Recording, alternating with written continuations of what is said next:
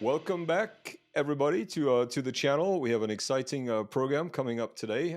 We have a special guest that we're gonna introduce. Meb, you're just back from a trip from Dubai. You're back in Geneva. Everything all right? Indeed, yeah. It was a great way to explore a new region for us and with our parent company. So it was awesome bringing back some really exciting news in the space of 5G as well, which we'll in part talk about with Bram today. So Bram and I met a few moons ago. Actually, I remember we did some work in the past with EBU, and we were sort of exploring what new technologies can be relevant in the space of broadcasting. And Bram invited me to an event that you organized, Bram, at EBU. And I remember presenting just after BBC was introducing their new iPlayer, which was really exciting. And so it was a great event. And I think that seeded some ideas that eventually we managed to realize through the 5G Emerge project that we'll talk about today. Very good. Let's welcome our special guest in. Bram Tullemans, welcome to the program. Thank you, Pierre. Hello, Matt. Could you introduce yourself and also introduce EBU, because not everybody understands who that organization is. Who are you? What do you do? I am working for the EBU Technology and Innovation Department. The EBU is the European Broadcasting Union. It's a union for more than 70 broadcasters in Europe, and that's mostly public service media. And we are the union, so we deliver all kind of services to our members because they all have sort of the same setup as public service media organizations. Nowadays, 10 years later, I think the group working on online, also in the Technology Innovation Department at EBU, is the largest group. That says something about the transition we are going to. All the broadcasters now use content delivery networks for their online distribution. Content delivery networks are more or less edge networks. They have, but they concentrate around caching.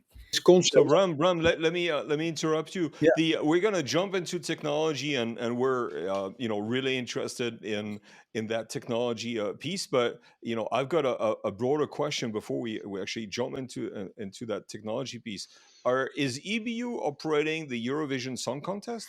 Is that that's where we most known from? That's our most known public brand. So Eurovision is a brand of the EBU, and the Eurovision Song Contest is most known for it. I see from your website, ebu.ch, that you have 112 member organizations. You operate in 56 countries. That they operate 473 TV channels, and you work in 153 languages. It's quite if you add everything up, it's huge. Yes, we are the biggest broadcast union in the world. So right. It's quite big. I mean, if you visit EBU in Geneva here, it's like I worked with European Space Agency for a number of years, and it's exactly the same thing, right? The command and control center is like in the movies, right? It's all of those content streams that are being coordinated. And correct me if I'm wrong, Bram, but there is very little chance that in any news program there won't be any an image at one point or another that goes through the EBU network, right? Whether it's through satellites or the ground. Indeed. So we buy in content also, which is then distributed. And it's not only sports, but also a lot of news. But also our members, they make news in their countries. Example is Vatican City. Vatican is a member of us, Vatican broadcaster. And they record the smoke if there is a new pope coming up. So that picture that goes live over the world. That's all going through Geneva, through our central news service. I see a poster right behind you that says 5G emerged, satellite enhanced edge delivery. 5G merge, it's a cooperation with the European Space Agency. The European Space Agency co-funds activities in a partnership program, companies who want to develop products in a satellite-related domain. And in this case, ESA also has the same idea as we had. We found each other there to look at how we can use edge technology and 5G technology to bring that content closer to the end user and provide media operations in a virtualized edge environment closer to the end user. For example, personalization services or transcoding services, all kind of services you can do on those edges. All right, so you bring that capability from satellites through 5G directly to the consumer of that content. So And the advantage of the satellite here is is a few things. Satellites can deliver content very quickly with very low latency from one place to another. It can do that very efficiently, both from an energy consumption perspective, but also because they can deliver over whole territory.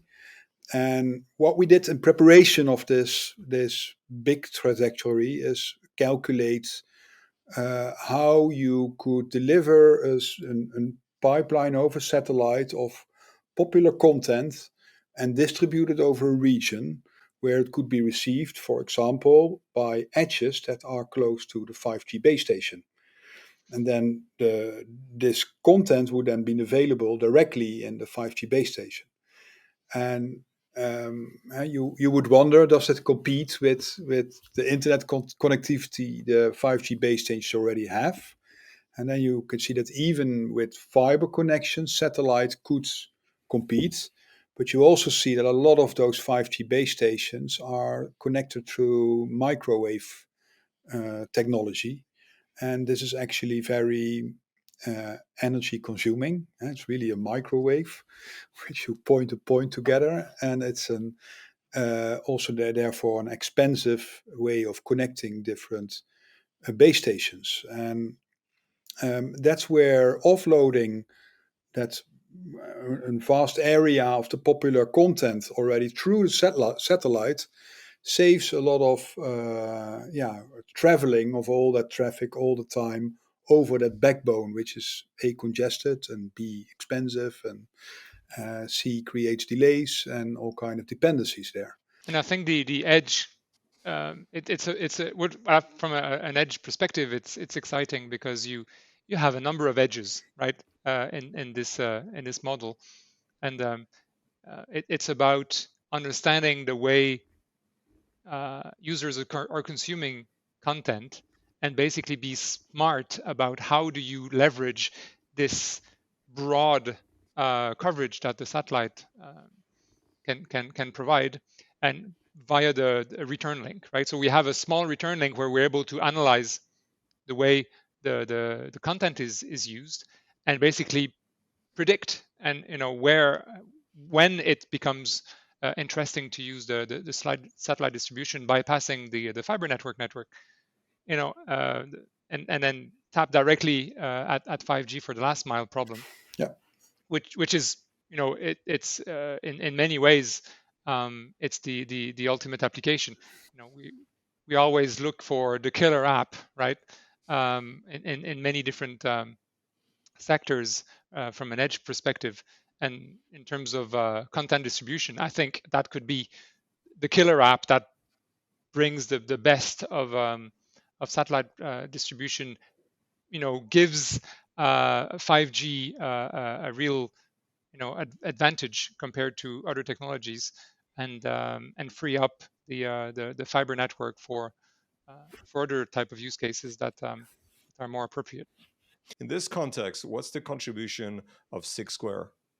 So basically, when we look at the continuum, right, from link basically the content origin to the playout device.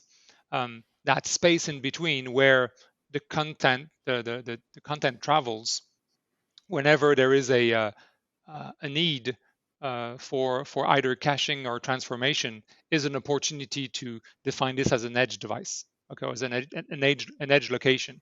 And this is where our software sits in order to deploy the right logic that is required. So that exists near the content prior to being broadcasted or uploaded to the satellite. It comes down to the receiving station just after the demodulator has turned this into an IP network again, all the way through the base station, for example, that Bram was talking about. These are all places where our software provides an edge infrastructure to deploy from a central location the right logic, the right applications to transform that. And then we can even hop to, for example, on a ship or a vehicle, which would also have the function of distributing that content. Would be another opportunity to view this as an edge location in this continuum. I'm seeing it from a consumer of content myself. Would I be able to vote, for example, on a program that I like or not? Would I be able to, through that system, maybe order a specific product for which I've seen an advertising? I mean, is that communication from content consumer to yeah, but that's an interesting question. I mean, backstream? What is interesting is that it's not replacing the existing internet, right? It's a supplement. It's on top of. So all of the standard internet services that exist already to create bidirectional communication still exist. We're just boosting the downstream part of that through this process. So all of the things that are created and built and available will remain, there. We're just improving the part that is tricky, which is the asynchronous part, which is the downlink part, which is the big issue. Yes. So it's complementary to the internet. So and it can deliver extra functionalities. One is obviously if you don't have a direct internet connection, you are on a camping or in the wilds, or in the ocean, or the ocean. We have one of the partners is looking at putting a 5G base station on a ship and connecting a micro edge to it. Then you can still make use of the video services. Perhaps some programs are delayed if you look back in the long tail and will only arrive during the night. But it would still function in a similar fashion. You could still use the video applications you would like to use if they are connected to the system. The other advantage is that you really have this edge functionality. You have this processing power in the edge to do certain functionalities. And that's another advantage because, the specific caching could also be possible with a personal video recorder or with a traditional satellite system. The advantage here is that we have this virtualized environment where the same applications can run over different edges and can then deliver centralized operations towards that. That's also one of the 5G perks, so to say, from a specification perspective, is that they describe how these services can be carried through from edges which are close to the core network all the way through to the far of the network. So we're really looking at the full continuum, right? From the content, the origin, all the way to the different means of distribution, and providing what Bram was talking about, a reference architecture that we will, of course, demonstrate, but it's to go beyond that. It's to demonstrate that this capability could also work at very large scale.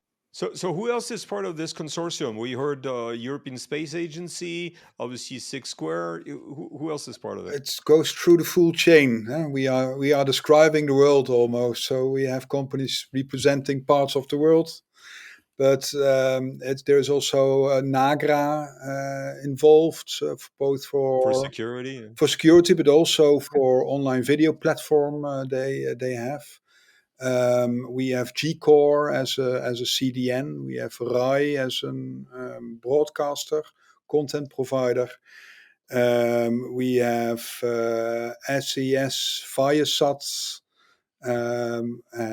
and Telenor Satellite as satellite distributors. We have networks. We have also Celestia, who is doing uplink technology. We have Varnish, very important also, as a caching solution, caching provider, technology provider. We have FTA, which is Inverto, which is also a solution provider in the satellites, but then more on the playout the playout devices environment. Meb, don't listen. Bram, do you see SixSq as a supplier or as a partner, or both? Well, they are. We only have partners in this because we and I think SixSq is themselves is a supplier of technology. So they can play a role. We want to be universal. We want to be independent of companies. There is, because we describe an universal ecosystem where all companies should be able to play a part in.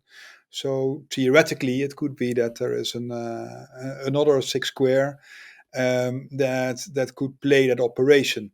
And that counts for every component in that ecosystem.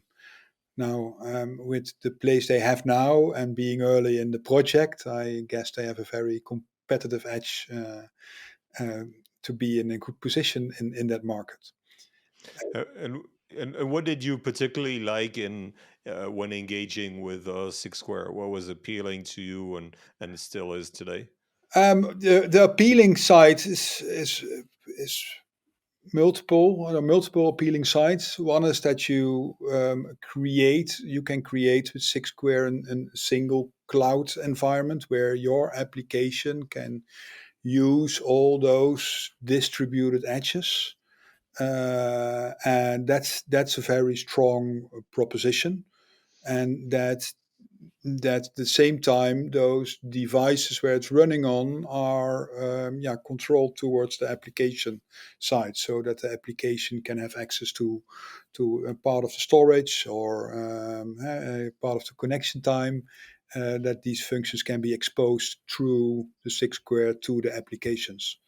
So I think these are two very important orchestration aspects you need to do this. Yes. Besides their technology stack, as Map already said, we were already working together or exchanging thoughts on where technology was going for years, and they have the right team to be in this advanced project to contribute to all the tasks. And in fact, they are leading some essential tasks around also testing and validating the solution in this project. Meb, how does 5G emerge align and fit well with the strategy that you've put together for SixSq? Through the construction of this project, working with European Space Agency, which is a large customer of ours already, also was an opportunity to kind of bring all of those pieces closer together. Now, the ecosystem that 5G Emerge brings, and Bram, you're the master orchestrator of bringing all of those key players together, is another great opportunity to exchange and validate some of the strategic decisions we've taken that we materialize in our tech stack and our go-to-market strategy and so on. So it is from very structuring from that perspective. There is an element of business also, because it's opening up during the lifetime of that project new business for us, which is great. we've been already onboarded Varnish, for example, in the marketplace, and starting to do business with them. So that's already like a measurable positive benefit. And I suspect there's going to be more as we go forward. So for us, it's really a win-win project. Bram Tullemans from the European Broadcasting Union, Marc-Elian Bégin, MEB from SixSq. Thank you very much. Thank you, Pierre. Thank you, Pierre.